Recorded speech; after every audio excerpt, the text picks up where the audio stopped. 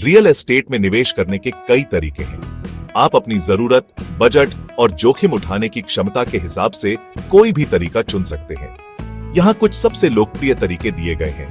1. किराए पर देकर आय कमाना, रेंटल प्रॉपर्टी। यह सबसे पारंपरिक तरीका है।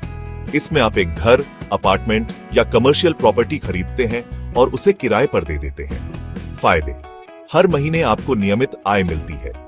प्रॉपर्टी की कीमत भी समय के साथ बढ़ती है।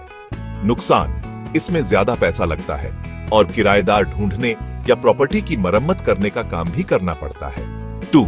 प्रॉपर्टी को बेचना, फ्लिपिंग। इसमें आप एक पुरानी या खराब हालत वाली प्रॉपर्टी को सस्ते में खरीदते हैं, उसकी मरम्मत करवाते हैं और फिर उसे ज्यादा कीमत पर बेच देते हैं। फायदे: अगर आप इसे सही तरीके से करते हैं तो इसमें कम समय में ज्यादा मुनाफा हो सकता है। नुकसान: यह जोखिम भरा हो सकता है।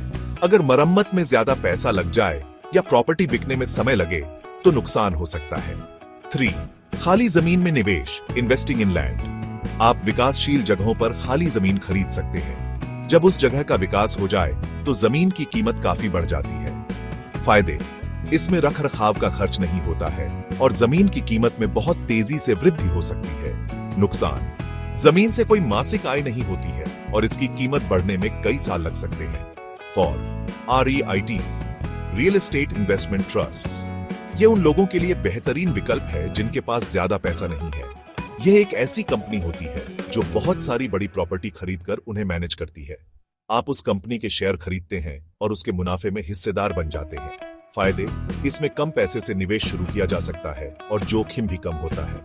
आपको प्रॉपर्टी के रखरखाव की चिंता नहीं करनी पड़ती। नुकसान: आपको प्रॉपर्टी का मालिकाना हक नहीं मिलता। सही निवेश का चुनाव कैसे करें? अगर आपके पास ज्यादा पैसा है और आप नियमित आय चाहते हैं तो किराए पर देना अच्छा है। अगर आपके पास कम पैसा है और आप कम जोखिम के साथ शुरुआत करना चाहते हैं तो REITs एक अच्छा विकल्प है। अगर आप जोखिम उठा सकते हैं और जल्दी पैसा कमाना चाहते हैं तो फ्लिपिंग आपके लिए हो सकता है। क्या आप इनमें से किसी भी तरीके के बारे में और जानना चाहेंगे?